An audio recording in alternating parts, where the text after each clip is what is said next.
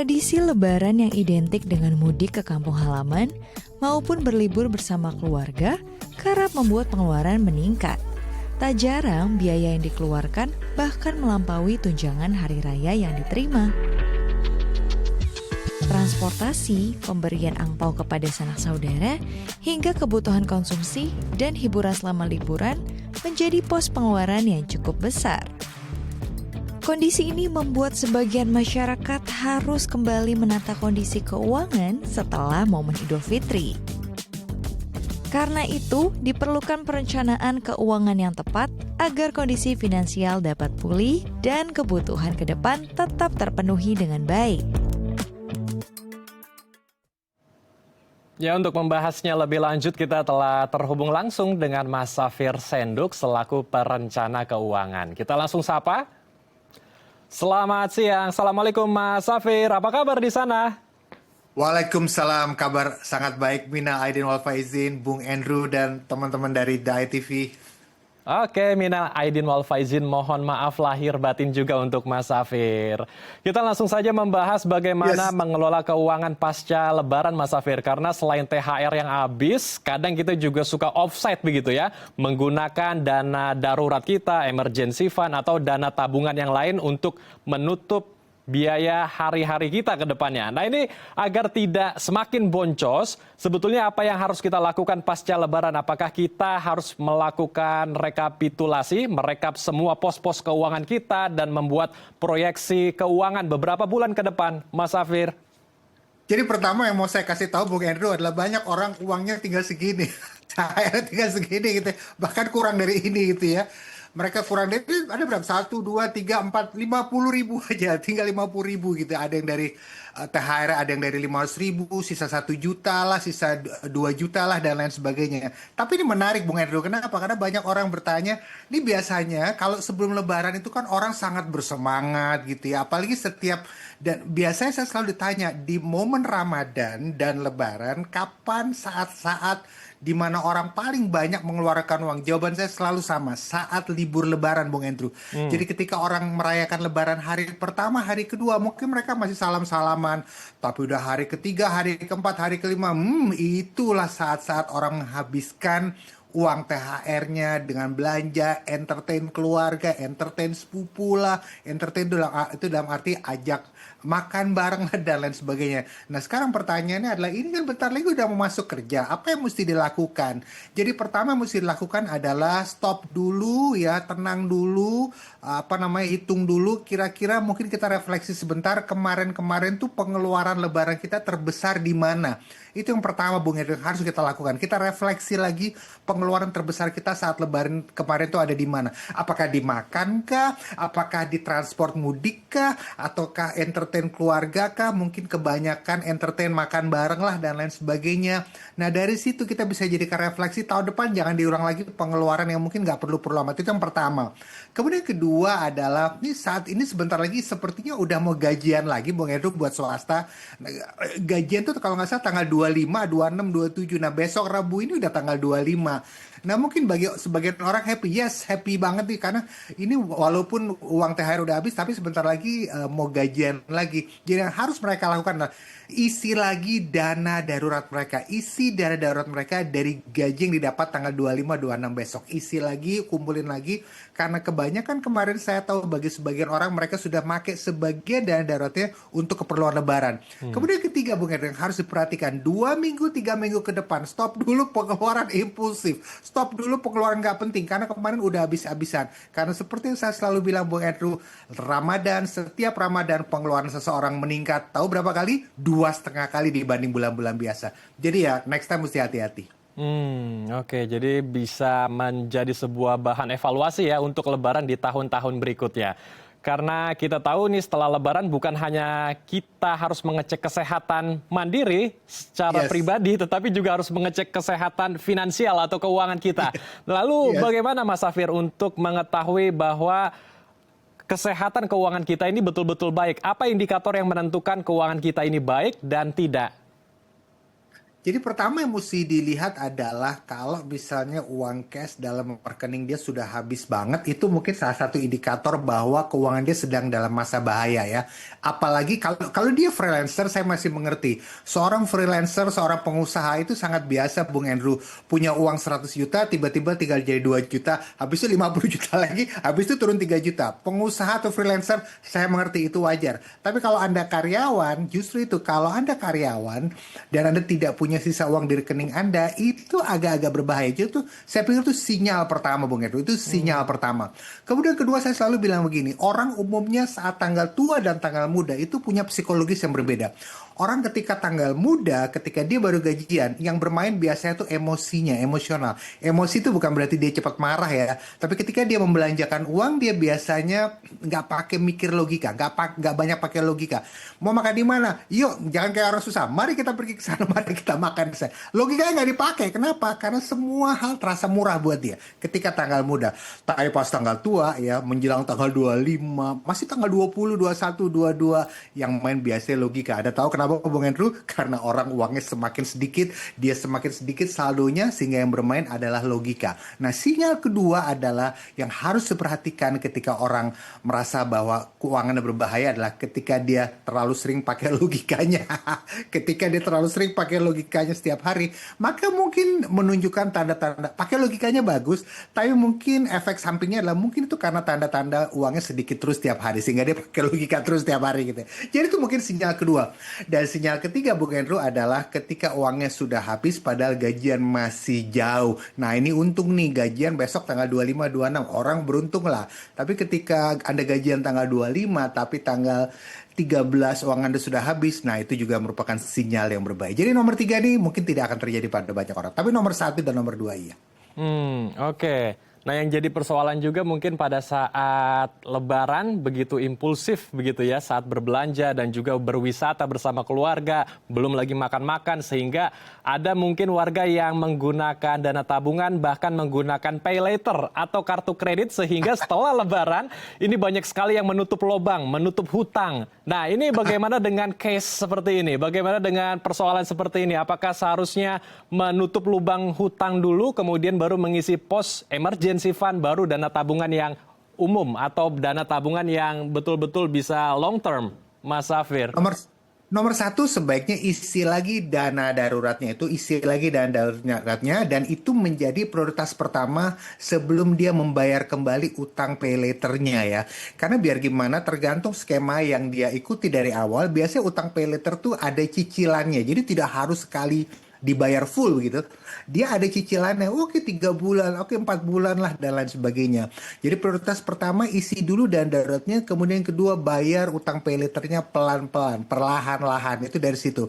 Nah, sebaliknya saya tahu sih memang ada orang yang dia walaupun utang pay later-nya bisa dia cicil dalam waktu 4 bulan, ada orang yang udah mending saya lunasin saja semua sekarang. Saya bilang malah nggak usah. Jangan, ikutin aja sesuai jadwal gitu ya. Ikutin sesuai jadwal dan bayar mungkin tidak harus pas tanggal hari jatuh tempo, 1-2 hari sebelum jatuh tempo, it's okay. Tapi tidak usah dilunasin semua sekarang, tapi ikutin saja jadwalnya. Dan yang paling penting, isi dulu dana daruratnya, Bung Andrew. Oke, jadi prioritaskan emergency fund atau dana darurat, kemudian lunasi hutang secara yang sudah disesuaikan oleh jatuh temponya ya. Betul. Oke, menarik sekali. Kita akan dalami lagi, namun usai jeda ya, Mas Safir. Yes. Pemirsa, kami akan kembali usai jeda, tetap di Halo Indonesia.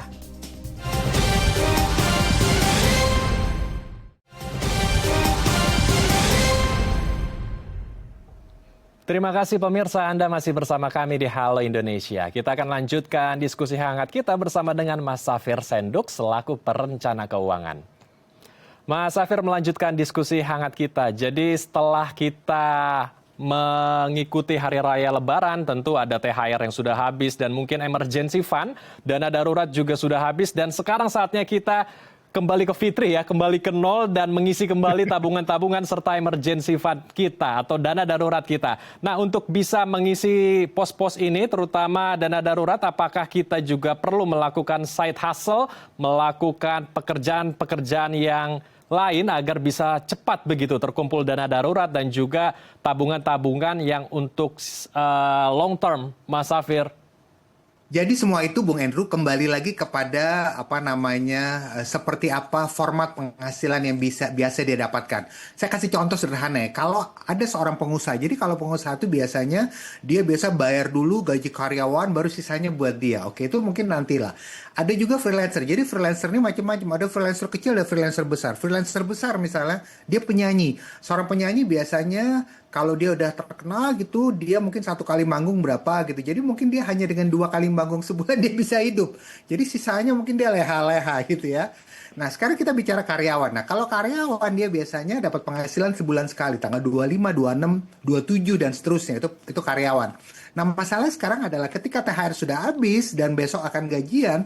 Tapi dirasa mungkin masih kurang, apa yang bisa dia lakukan? Ya jelas dia bisa cari penghasilan tambahan. Nah pertanyaan sekarang, ide penghasilan tambahan apa yang bisa dilakukan? Ini kalau saya ditanya ide penghasilan tambahan tentunya harus kembali lagi kepada karakter masing-masing orang yang bersangkutan. Tapi saya mau kasih tahu, mungkin ada satu ide penghasilan tambahan yang rata-rata dari 10 orang kantoran, 8 bisa lakukan lah. Caranya adalah dengan membuat semacam template-template yang sangat berguna buat orang lain. Misalnya begini, misalnya nih kita belum masuk ke template. Kalau kita senang moto pakai HP gitu ya kan, kita sering kali kalau beli HP itu kan selalu nyari apa? Nyari HP yang kamera bagus. Sering-sering bikin foto bagus dari HP Anda, kemudian posting atau kirim ke aplikasi-aplikasi yang memang orang sering pakai itu buat edit foto, untuk layout, bikin layout sesuatu. Saya kalau saya sebut namanya, semua orang kantoran pasti tahu lah. Untuk edit-edit foto yang simple itu sistem berlangganannya kita bisa beli foto loh, bisa ambil foto untuk jadi gambar. Itu kalau kita bisa buat foto. Tapi kalau kita nggak ada kalian foto, kita bisa bikin template-template sesuatu. Sebagai contoh, misalnya kalau saya orang keuangan misalnya, saya pingin dapat penghasilan tambahan, mudah Bung Andrew, saya bisa bikin template pemasukan dan pengeluaran. Kita bisa masukin pemasukan dan pengeluaran. Nah, cara bikinnya gimana ya? Kita bikin sendiri di Microsoft Excel, masukin kita jual di website-website yang menjual template seperti itu, ya. Atau kalau kita males, kita merasa nggak punya waktu, ada yang namanya AI, Bung Andrew. Ada yang namanya AI. Contoh lain misalnya, kalau kita merasa kita punya keahlian tertentu, bikin bukunya, bikin e-booknya, bikin bukunya. Nah, masalahnya adalah banyak di antara kita merasa nggak punya waktu untuk bikin bukunya. Nah, kita bisa pakai AI untuk bikin e-booknya. Kita cukup masukin judul besarnya, kalimat judul besarnya, daftar isinya, seperti itu. Kemudian dalam beberapa waktu kita bisa jadikan e-book, e-booknya bisa kita jual. Jadi kita kerjanya cuma sebentar, Bung Andrew. Jadi jangan bilang kita nggak ada waktu. Justru AI itu membantu kita menggantikan waktu kita dengan menuliskan kita buku. Yang penting kita masukin ide besarnya, dari situ kita bikin sebentar, kita jual selamanya dalam bentuk produk digital. Jadi kalau saya ditanya, silakan, bagus banget cari ide penghasilan tambahan, dan saya bisa katakan 7 atau 8 dari 10 orang kantoran atau kerja karyawan di kantor bisa yang biasa pegang laptop pasti bisa bikin produk digital apapun sesuai keahlian dia, Bung Andrew. Oke. Jadi AI bisa menjadi salah satu instrumen ya untuk menjadi side hustle kita, bisa menghasilkan cuan dan itu bisa mengisi juga ke kantong-kantong keuangan kita seperti dana darurat atau emergency fund. Nah kalau untuk dana darurat sendiri Mas Safir, ini kira-kira biasanya baiknya, idealnya diterapkan untuk berapa bulan? Apakah 2-3 bulan atau diperpanjang lagi di tengah geopolitik dan perang yang masih terjadi hingga saat ini menjadi 1 tahun gitu Mas Safir? Kembali ke tipe penghasilan dia ya. Tapi saya selalu bilang gini, karyawan adalah tipe pekerjaan yang mungkin bisa dianggap paling rendah risikonya. Walaupun kembali lagi dia bekerja di perusahaan seperti apa, makin besar perusahaannya, mungkin makin aman dia. Jadi mungkin saya selalu bilang kalau karyawan 3-6 bulan pengeluaran. Dan saya selalu bilang angka 3-6 bulan ini cukup konservatif loh, nggak kecil-kecil amat, itu cukup konservatif. Jadi kalau dia ngerasa bahwa geopolitiknya sekarang lagi agak begini, ya udah deh, jangan 3 bulan pengeluaran keluarga, tapi 4 bulan, 5 bulan, atau 6 bulan. Tapi kalau mungkin dia bekerja di perusahaan yang besar, perusahaan yang aman, kemudian geopolitik sedang baik-baik saja, mungkin dia punya dana darurat 3 bulan pengeluaran juga oke, nggak apa-apa. Nah itu kalau dia karyawan. Nah kalau dia freelancer mungkin 6-9 bulan. Kalau dia pengusaha mungkin 9-12 bulan. Dan jangan lupa pengusaha atau freelancer, nah ini dia, saya udah ngerti banget nih mereka nih. Dia bisa punya uang 90-100 juta, tiba-tiba berapa hari kemudian jadi 2 juta uangnya, tiba-tiba berapa hari kemudian naik lagi jadi 70 juta, turun lagi jadi 4 juta, begitu terus. Jadi idealnya dia harus punya dana darurat. Makin berisiko pekerjaannya, makin besar jumlah pengali bulan untuk dana darurat dia. Oke, itu dia tipsnya ya. Nah, ketika dana darurat masih ada dan kemudian THR juga masih tersisa, Mas Safir. Ini baiknya kan kita tabung ya atau diinvestasikan. Nah, kalau untuk berinvestasi agar berlipat-lipat begitu ya returnnya, menggulung begitu. Ini kira-kira instrumen investasi apa yang cocok, yang tepat? Apakah juga dilihat dari risk profile dari tiap-tiap investor? Karena kita tahu high risk, high return di balik return yang tinggi atau penghasilan yang tinggi, di situ pasti risikonya juga sangat tinggi, Mas Safir. Saya membagi orang yang ingin berinvestasi itu menjadi dua macam, Bung Andrew. Pengalaman menunjukkan bahwa ada dua macam orang. Kita katakan mereka seorang karyawan, pekerja ya. Jadi mereka yang mau belajar dan mereka yang nggak mau belajar. Jadi begini, maksudnya begini, ada orang yang dia mau belajar investasi, apapun itu. Dia rajin nonton The ITV, dia rajin nonton Halo Indonesia lah, ini itu. Apapun topik tentang investasi dia pelajari, kemudian dia lakukan ya. Maka untuk orang seperti ini, dia mau belajar, maka dia bisa mencoba atau masuk ke produk-produk seperti pasar modal, saham di pasar modal. Kalau dia merasa saham itu agak beresiko, dia bisa masuk ke produk-produk obligasi. Karena obligasi itu dengan resiko yang rendah, lumayan dia bisa tetap dapat 4, 5%, 6% setahun. Itu obligasi itu minimal. Tapi kalau dia mau lebih beresiko, bisa dia pilih saham. Itu tipe orang yang dia mau belajar investasi. Monggo silakan pasar modal. Kalau merasa saham terlalu besar risikonya, dia bisa masuk obligasi. Nah, tipe kedua, Bung Andrew, ada orang yang dia orangnya sudah belajar investasi segimanapun, dia nggak ngerti-ngerti. Dia udah belajar tentang saham, dia nggak ngerti-ngerti. Ada tipe seperti itu. Dia belajar obligasi, dia nggak ngerti-ngerti. Ada tipe seperti itu. Atau dibagi lagi nih yang kedua juga, ada orang yang dia tidak pernah mau belajar saham, tidak mau belajar obligasi, tidak mau belajar investasi apapun itu. Maka untuk orang tipe yang kedua ini, entah dia belajar nggak ngerti-ngerti atau dia malas belajar, maka saya punya satu produk investasi yang cocok untuk orang yang malas belajar, atau orang yang belajar berkali-kali tapi nggak ngerti-ngerti, atau orang trading berkali-kali tapi gagal dulu. Apa itu? Namanya emas, Bung Andrew. Jadi untuk orang yang malas belajar investasi, atau dia sudah belajar investasi tapi nggak ngerti-ngerti, beli aja emas setiap bulan, selesai masalah. Tapi kalau dia mau belajar berinvestasi, kita meningkat dari emas, kita bisa masuk ke produk pasar modal, Bung Andrew. Oke, jadi ditentukan dari karakteristik investornya, orangnya, kemudian baru kita bisa menentukan instrumen investasi apa yang tepat untuk kita. Terima kasih Mas Safir telah berbagi pandangan bersama kami di Halo Indonesia. Salam sehat, Assalamualaikum Mas Safir. Waalaikumsalam, terima kasih.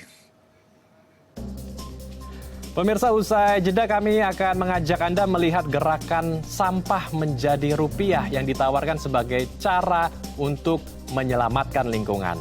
Seperti apa? Usai jeda di Halo Indonesia.